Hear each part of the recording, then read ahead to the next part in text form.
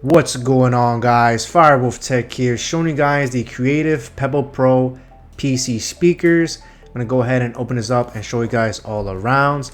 Now, out of all the Pebbles that you can choose from, these are the only ones that have RGB lighting on the bottom, which I think look really cool.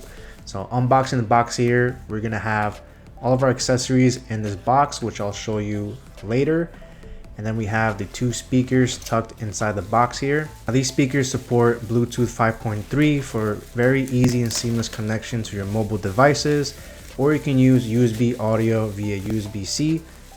It does come in this green color, and to be honest, I kind of wish they came in a black color, but I think green looks pretty decent.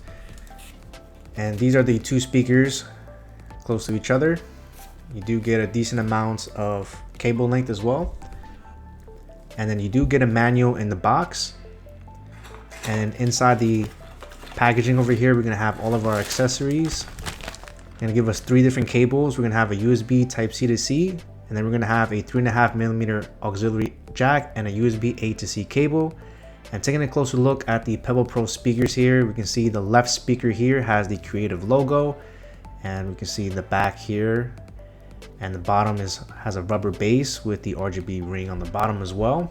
And on the right side, we have pretty much the main controls here, the volume rocker, we have the source toggle switch as well as Bluetooth, and then we have a kind of a RGB lighting sequence, so you can change the RGB lighting there as well.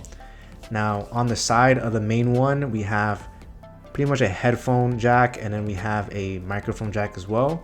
And on the back, we have the auxiliary input, USB-C, and a USB-C power delivery if you want the peak power output of 20 watts.